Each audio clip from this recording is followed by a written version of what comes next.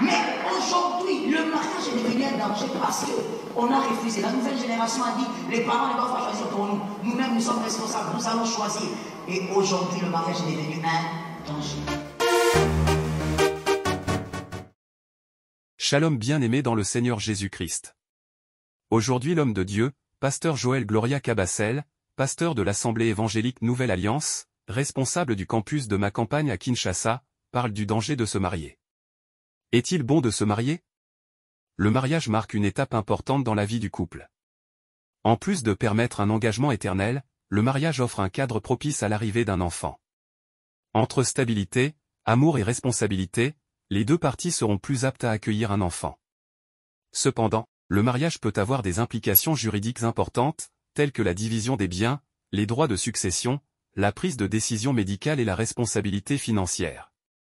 Le mariage peut également avoir des implications religieuses et culturelles significatives pour les individus impliqués. Est-il vrai que le mariage est dangereux? Suivez tout de suite la servante de Dieu pasteur Joël Cabassel.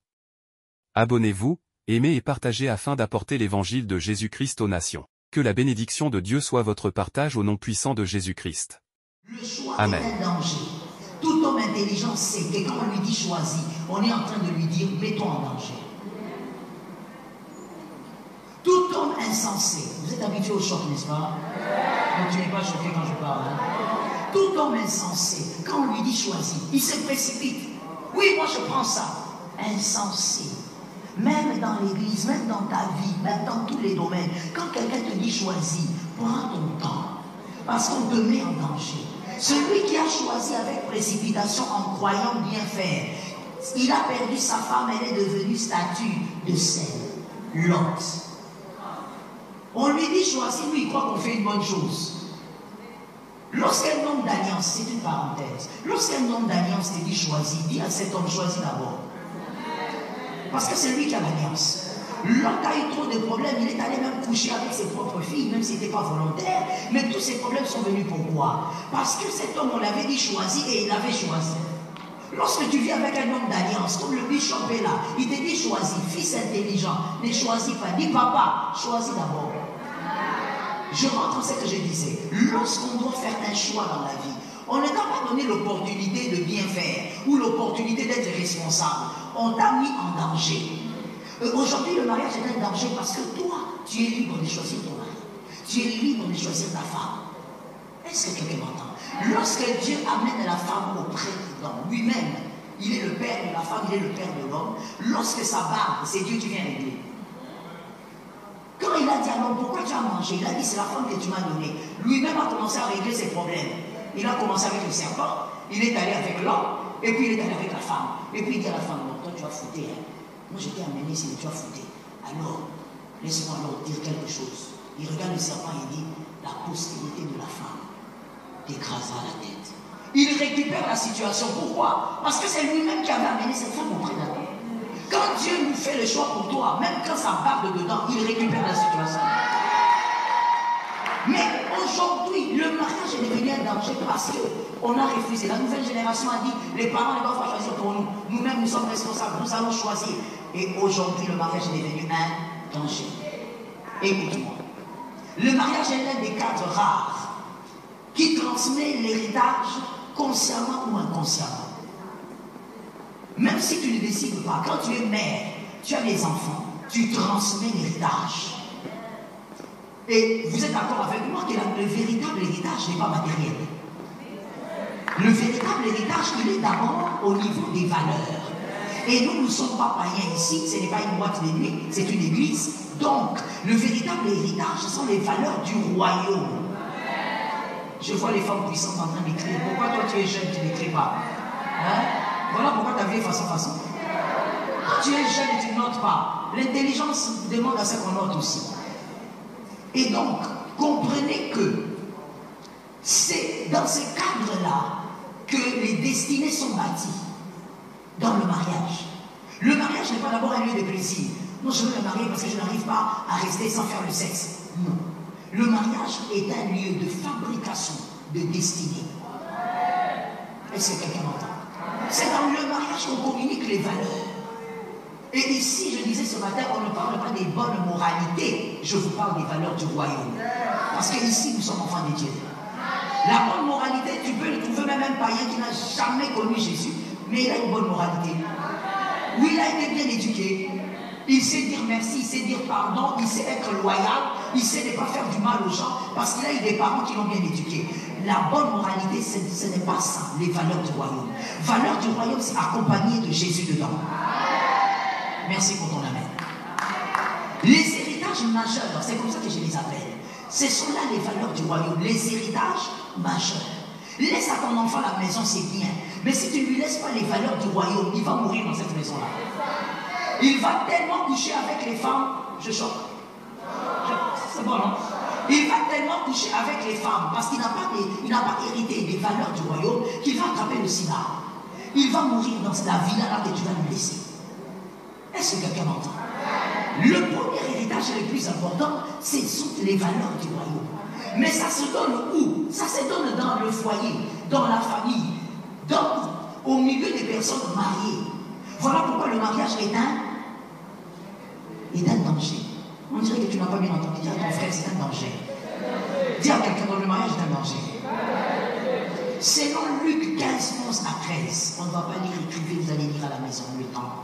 Luc 15, 11 à 13, nous voyons qu'il y a un enfant qui a demandé l'héritage à son papa. Mais vous connaissez l'histoire. Il a mangé avec les porcs. Tu mangeras avec les porcs. Tu mangeras avec les porcs, pourquoi? Quand tu as l'héritage, tu as l'argent. Parce que les parents, quand on dit héritage, ils pensent que c'est de l'argent. Les maisons. Tu as l'argent, tu as des maisons. Mais tu n'as pas les valeurs du royaume. Tu finiras avec les porcs. Donc celui-là, il avait l'argent. L'héritage matériel. Il est parti. Mais il est revenu. Même Rédoux. Pourquoi? Il n'avait pas les valeurs du royaume. Est-ce que quelqu'un m'entend? Deuxième témoin biblique. Nous avons Marc 8, 36. Marc 8, 36. Là-bas, il est écrit clairement. Ça sert à quoi pour un homme de tout gagner et de perdre son âme? C'est-à-dire, on va vous prêcher ici l'héritage. Prends la maison, prends les mariages, prends ceci, deviens riche, laisse à tes enfants des grosses choses. Mais écoute, si ton enfant n'a pas les valeurs du royaume, il va mourir avec ses biens. Je veux le dire autrement et tu vas le dire à ton voisin. Ce sont ces héritages qui vont le tuer. Est-ce que quelqu'un dit à sa voisine, l'héritage peut tuer? Sans les valeurs du royaume, maman, tu te bats. Je connais des femmes comme ça. Des femmes extraordinaires mais déséquilibrées. Dis-moi extraordinaire et déséquilibrée. C'est-à-dire, c'est une femme forte, entre guillemets. Elle se bat, elle travaille, elle se réveille à 5 h du matin. Elle s'occupe de sa famille. Elle va chercher l'argent pour que ses enfants étudient dans les meilleures écoles. Que les enfants aillent en voyage chaque année à Paris. J'en connais. Mais ce n'est pas ça le véritable héritage. Parce qu'aller à Paris, là, ta fille peut tomber grosse et avorter.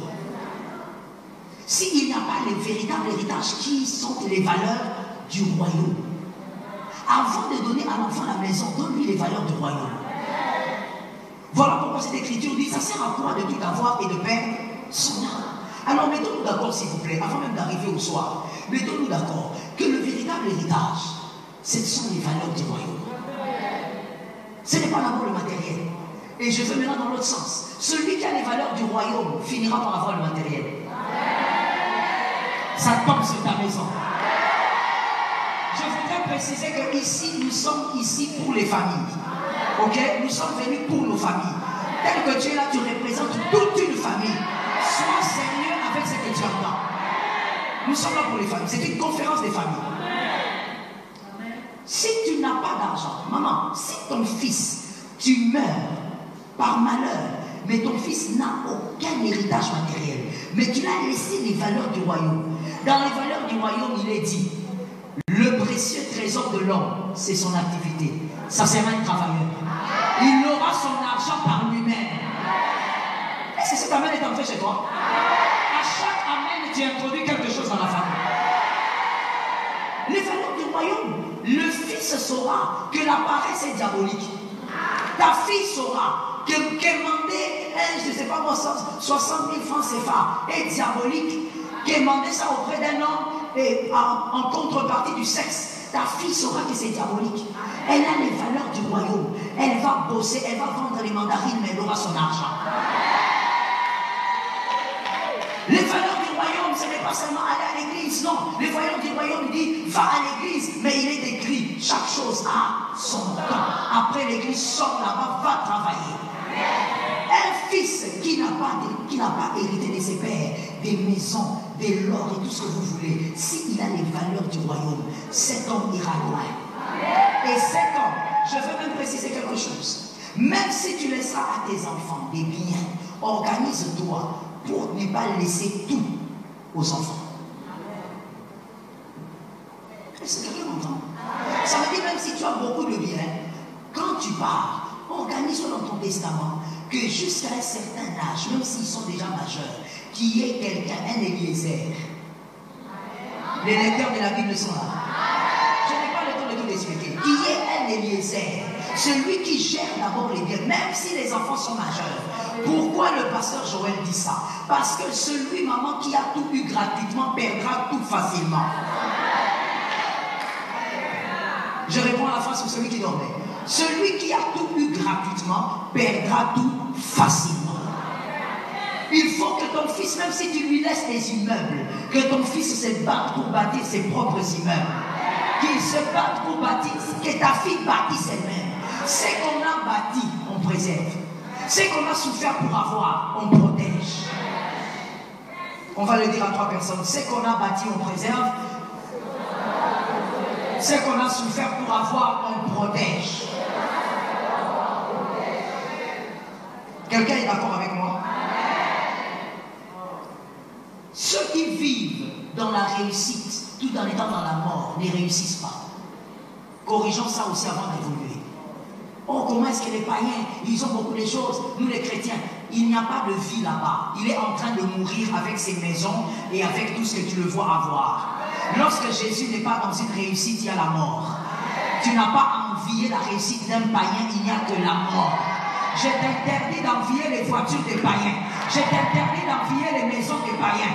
Je t'interdis d'envier les comptes bancaires des païens. Mais ils font de l'argent. La petite là, elle sait même acheter une voiture avec la mort. Là où il n'y a pas Jésus comme socle, il y a la mort. Qu'est-ce que tu es en train d'envier? Toi, tu crois que si je te propose, regardez, c'est simple, on va faire ça comme ça. Mon frère, bois ça, il y a le poison dedans. Bois. Il y a le poison dedans. Bois. Oh. Tu vas boire ou tu ne vas pas boire? Tu ne vas pas boire. Donne à une autre. Peut-être que tu n'as pas la foi. Ma soeur, il y a le poison dedans. Tu ne bois pas d'air. Quand tu sais qu'il y a la mort, même cette bouteille devient un problème. Tu peux même jeter la bouteille. Ce que toi tu envies, c'est parce que tu ne sais pas que tout ce qui soi-disant évolue sans Jésus, ce sont des morts. Il n'y a pas la vie dedans. Est-ce que quelqu'un m'entend? Comment toi tu veux envier le mariage d'une païenne?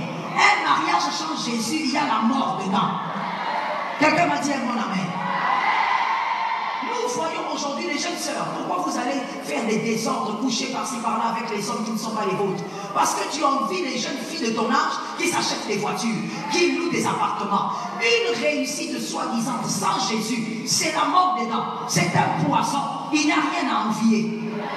Tu envies ce que tu ne connais pas. Tu envies ce dont tu ne connais même pas la source. Ma soeur, la réussite c'est Jésus. J'ai aimé cet amen, même si j'ai entendu 3 amens. Ça maintenant c'est un amen. Il est écrit, Jean 14, 6. Je suis le chemin, la vérité et la vie. Réussite avec Jésus et dans Jésus. Héritage avec Jésus. Aller de l'avant avec. Je suis d'accord avec toi. Ce mariage est devenu un danger, comme je le disais, parce que dans le mariage, vous êtes toujours en train de transmettre un héritage, comme je le disais, inconsciemment ou consciemment. Mais généralement, c'est inconscient. Éduquer les enfants, c'est tout un héritage. Les valeurs du royaume, est-ce que tu les transmets? Ton mariage est devenu pour nous, excuse-moi vraiment de te tutoyer, ton mariage est devenu pour nous une bombe à retardement. Aujourd'hui, les parents se plaignent. C'est vrai que les livres de Timothée parlent de la fin des temps. Les enfants seront rebelles à leurs parents. Nous savons qu'il est écrit. Mais il y a 80% des responsabilités des parents. L'enfant dont tu te plains aujourd'hui, la fille insolente, elle a appris l'insolence où? La fille facile, comment toi tu es une mère qui a les valeurs du royaume, ta fille est facile. Elle peut prendre un homme le matin, elle change à midi et le soir elle prend un autre. Et ce qui est bizarre, c'est qu'elle prend toujours les hommes mariés, des hommes anciens.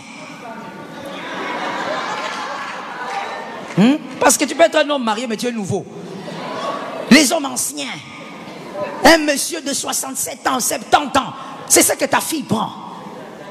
Sugar daddy, moi je les appelle les pepper daddy. Ça veut dire c'est un papa piment. Ça c'est pas le sucre, c'est le piment. C'est le piment d'une destinée. Mais comment ta fille est arrivée là-bas? Mais tu es à l'église, femme bérite, très zélée dans l'intercession.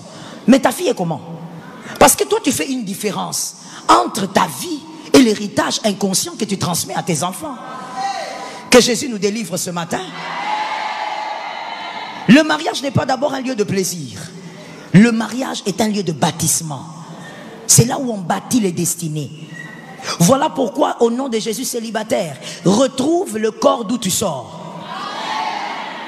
Est-ce que quelqu'un m'entend? Lorsque tu sors d'une côte d'un homme, tes yeux, quels sont tes yeux? Merci. Puisque tu sors de là, tu es la côte. C'est que tes yeux sont les yeux de l'homme. Et là, vous pourrez bâtir ensemble les enfants, transmettre la vision aux enfants, transmettre les valeurs aux enfants, communiquer une destinée de gloire aux enfants. Écoute, l'enfant naît avec une destinée selon Dieu, mais c'est toi qui bâtis ça. Et donc, ne choisis pas célibataire un homme parce qu'il parle bien. Ne choisis pas un homme parce qu'il a un joli pantalon. Choisis un homme avec qui tu pourras bâtir des destinées. C'est-à-dire, quelles sont les valeurs de cet homme? Avant de regarder la poche d'un homme, vois ses valeurs. Avant de vérifier s'il a un compte bancaire fourni, vois ses valeurs. Ce sont ces valeurs-là, avec les tiennes, que vous allez mettre ensemble pour bâtir vos enfants. D'où vient le bébé? Spermatozoïde, ovule. Assemblage de deux choses. Spermatozoïde vient d'où? Ovule. C'est la même chose aussi avec les valeurs, maman. C'est la même chose aussi avec la destinée. Ce sont tes valeurs et ces valeurs qui vont bâtir l'enfant. Ne dis pas, non, moi j'ai pris seulement cet homme-là, c'est pas grave. Non, non, non. Il aura une grande responsabilité. Il va communiquer ce qu'il sait aux enfants. On ne donne que ce que l'on a. Maintenant, moi je te parle ce matin parce que c'est toi qui es ici. Que tu sois parent, que tu sois futur parent, je m'adresse à toi. C'est toi donc qui va communiquer l'héritage. Je te pose la question, quelles sont tes valeurs? Ton mariage est devenu un problème pour nous. Quand je dis nous, je parle du monde chrétien. Ton mariage est devenu un fardeau pour le corps du Christ. Quelles sont tes valeurs? Tu ne peux pas transmettre ce que tu n'as pas reçu. Par contre, tu peux être renouvelé par le renouvellement de l'intelligence. Ça aussi, il faut que tu écrives, s'il te plaît. Prends le verset de Romains.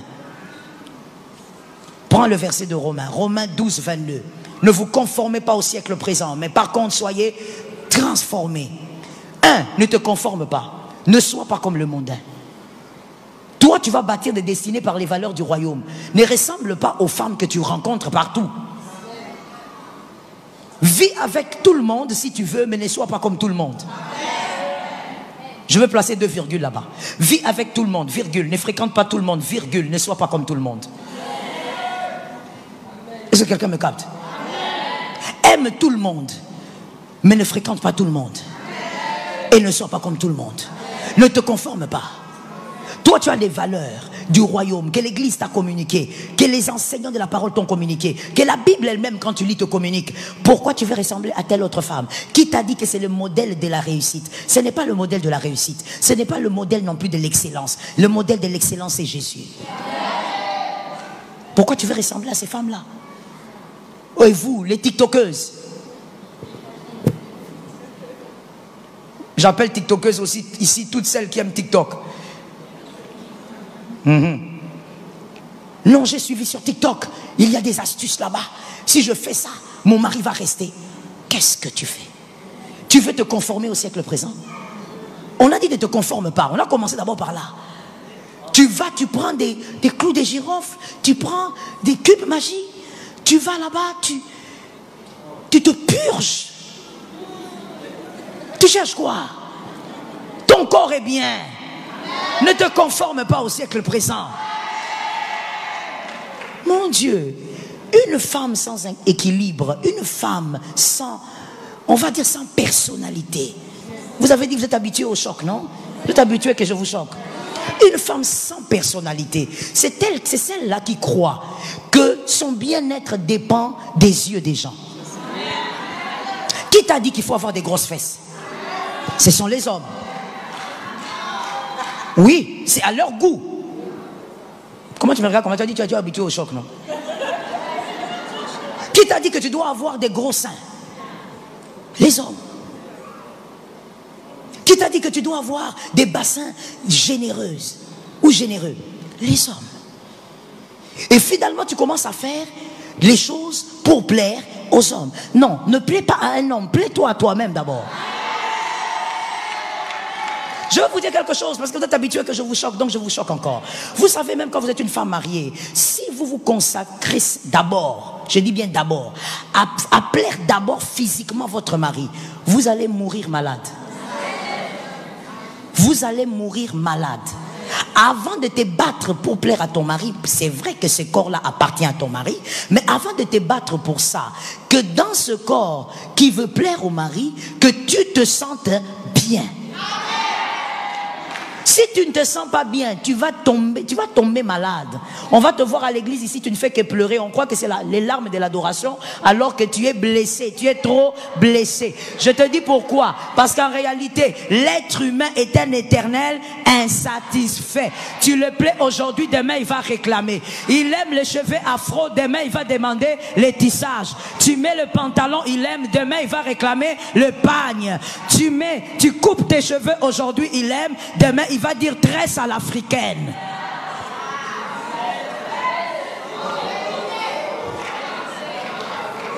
Tu es en train de courir avec le vent. Que quelqu'un lève sa main droite et dise, pasteur Joël, dis-nous. Que quelqu'un d'autre me dise, même si le pasteur nous choque, on écoute. Parce que généralement les gens n'aiment pas la vérité. Les gens préfèrent l'hypocrisie. Les gens préfèrent que les pasteurs racontent des choses qui plaisent aux gens. Je ne fais pas partie de ces pasteurs-là. Je suis désolé. Je regrette, mais je ne suis pas comme ça. Plaire à ton mari, oui. Mais avant de plaire à ton mari, sois satisfaite de ce qu'il fait de toi. Sinon tu vas mourir. Maman, venez. Je vous aime bien. Tu veux tout faire pour plaire à ton mari. Tu n'as pas dit par rapport au corps, hein, on dit. Et tu le fais bien. Tu as ton beau joli pantalon avec tes tissages. Vous baladez. Et puis un jour en route. Il veut même tomber. Qu'est-ce qu'il est en train de regarder? Tu as porté les pantalons comme il aime. Tu as porté les t-shirts comme il aime. Tu as fait les cheveux comme il aime. Qu'est-ce qu'il regarde? L'être humain est un éternel insatisfait. Merci maman. Ça veut donc dire, quel est maintenant l'équilibre qu'une femme chrétienne doit avoir? Parce qu'il faut rester dans l'équilibre. C'est que je plais à mon mari, je veux m'habiller, être comme il veut, mais dans ce qu'il veut là, je dois moi-même me sentir heureuse. Sens-toi heureuse. Est-ce que quelqu'un m'entend bien? Sinon, tu vas nous amener des blessures ici. Tu vas venir chez le pasteur Laurette. Pasteur, j'ai tout fait. J'ai tout donné. Tu as tout donné, hein? Tu n'étais pas bien enseigné. Est-ce que quelqu'un m'entend ici? Fais attention. Les valeurs que tu as, c'est ce que tu transmets à tes enfants. Un verset clé, Proverbe 22, 6. Proverbe 22, 6. C'est un verset que certains d'entre nous ont appris depuis l'école du dimanche. Apprends à l'enfant le chemin qu'il doit suivre. On ne dit pas apprends à l'adolescent. Il est déjà vieux. Les racines se sont déjà placées. Apprends à l'enfant. L'enfant là d'1 année. Généralement les mamans, surtout les femmes africaines, on dit ah l'enfant d'1 année, il n'écoute pas, il n'entend rien. L'enfant d'1 année entend tout.